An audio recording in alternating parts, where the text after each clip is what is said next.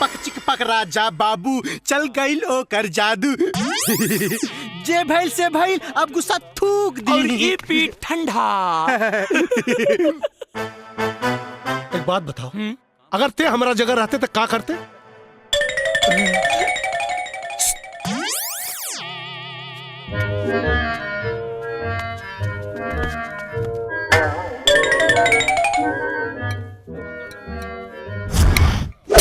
करती कगल। हाँ डोलू। अरे कारे हमारे कपाल फोड़ देते कारे।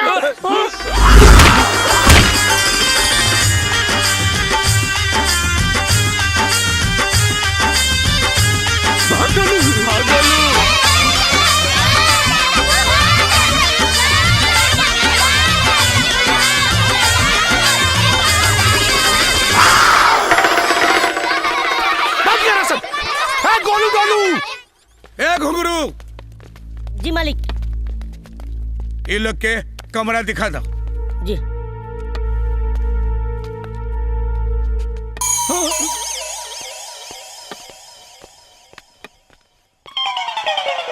डॉली। अबे सुना नहीं, मालिक ने कहा 2 कमरा दिखाने के लिए। हाँ कहले तो हूँ मैं। तो सोच क्या रहा है बे? मालिक वालों के वास्ते ये दोनों कमरा दिखाओ कहले। हाँ बाकी हम सोचता नहीं रवा लोग के वास्ते दोनों कमरा ठीक ना होई। अच्छा। और रवा लोग के तो बड़का बड़का होटल में रह कर ना। तो अगर हमको से बड़का वाला रूम दिखाई ता। ब्रदर, नौकर तो मालिक से भी ज्यादा समझदार लगता है। हाँ यार, ए सुन, ऐसी कोई जगह है क्या यहाँ पे कहीं? ओकरो से ज्यादा बढ़िया। हाँ। चला, खाना भी हाथ से खाए के जरूरत नहीं के। हाँ। देख जाए मुँहे में। और हाँ, पानी भी हाथ से निकाल के पिए के जरूरत नहीं के, डायरेक्ट जाए मुँहे में।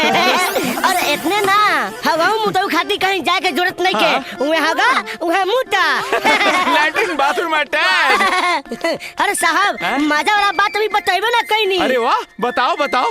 हाँ, खुद से रोल के नहा के ना पड़ी। फर्स्ट क्लास मसाज के साथ वहाँ नहा जाई।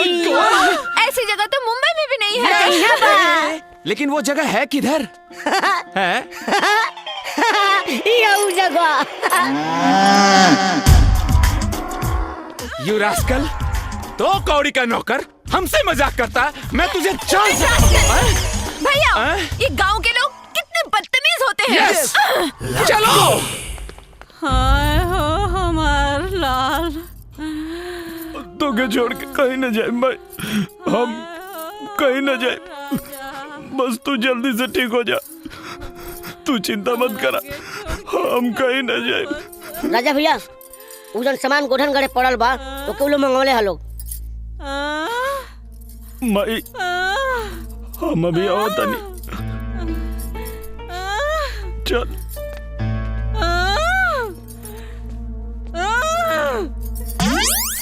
माई, देखा लोगन? देखा नहीं ना? वो चकचनहरी की एक बुलावा पर 2 मिलावट पहुंच गल। चुहार कहेंगे। अरे बिटिया, बिटिया रोवा जिन। अरे तू का बुझता रू, हम बीमार बनी। अरे ना रे पागल, हम एकदम ठीक बनी। देख, हमरा के कुछ नहीं के भइल। जिन रो बिटिया, ना रोए के। हैं? हमरा कुछ नहीं के भइल। ऊ का बुझतिया? उहे एगो नौटंकी बाज बिया। अब ओकर असली पाला पड़ल बा नौटंकी बाज से। देखे ऊ डाल डाल चली तो हम 5-5 चलम। देखिए हमरा बेटा के कैसे लेके जाले यहाँ से। ऊ तू तो उनको चिंता मत कर बिटिया। हाँ, बिटिया, जब वो यहाँ कुछ दिन रही ना हमार बेटा राजा, तो ओकरा खुदे समझ में आ जाए कि का सही है और का गलत। समझाई ना करा कीजिए। अरे तू चिंता जिल कर बेटी, हमरा राजा के हमली से वो छीन ना पाई। वो जो ना वक्त के इंतजार कर रहल बानी ना, उहे वक्त के इंतजार हमहू कर रहल बानी। इंतजार इंतजार, आखिर कब तक? मैं इस घटिया कमरे में नहीं रह सकती। बहना, बहना, जब तक पैन कार्ड और टीडीएस सर्टिफिकेट नहीं आ जाता तब तक हमें यहीं रहना पड़ेगा बहना।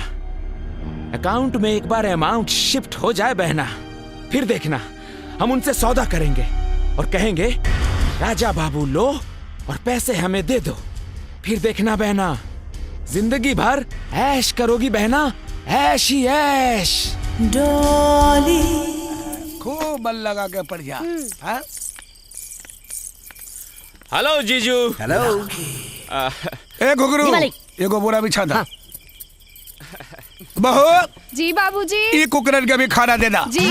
हेलो, आई एम नॉट कुकुर, I am lucky and he is Jackie. Yes. हमने क्या खास मेहमान के कुकुरे कहा जाला। Okay, Very then nice. I am lucky कुकुर, ही इज जैकी Yeah. कुकुर। बैठ कुकुर। Okay thank you.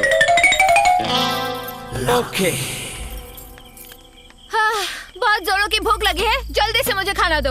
हमने के यहाँ आदमी का खाना खैला के बाद औरत खाना खाली सब पहले ना। What रबिश, भूख किसी का इंतजार नहीं करती। ए लड़की, एक्सक्यूज मी, मैं लड़की नहीं आपकी बहू हूँ। जोर जबरदस्ती रिश्ता जोड़ने की कोशिश मत करा। हाँ। मेहमान बारू तब मेहमान बन के रह।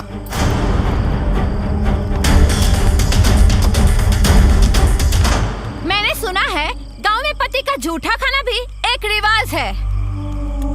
लीजिए, खा लिया मैंने।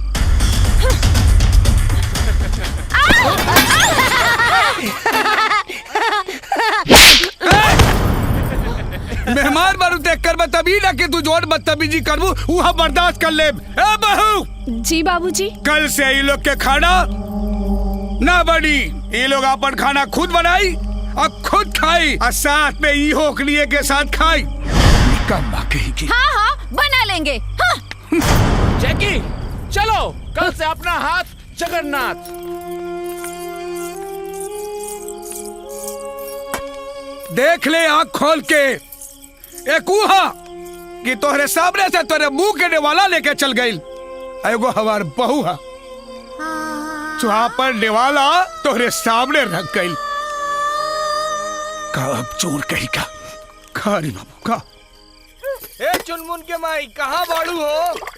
हाँ हाँ, आवत है। इन मरद लोग के भी ना खाना खैला के बाद एक गो काम आवेला। उ लोग के का पता कि हम औरतन के खाना खैला के बाद भी बहुत सारा काम होला। हाँ तो दीदी आप जाई ना, हम कुल बर्तन धो देता नहीं। सच में जाई का? हाँ दीदी जाई ना। वैसे भी आज हमरो मन ना बहुत कच्चा कच्चा सा लगा था। जात बनी। हाँ कुसुम, तू चिंता मत करा, तोहरो के एक दिन ना देवर जी ऐसे ही परेशान करिया। अरे आवत नहीं बाबा।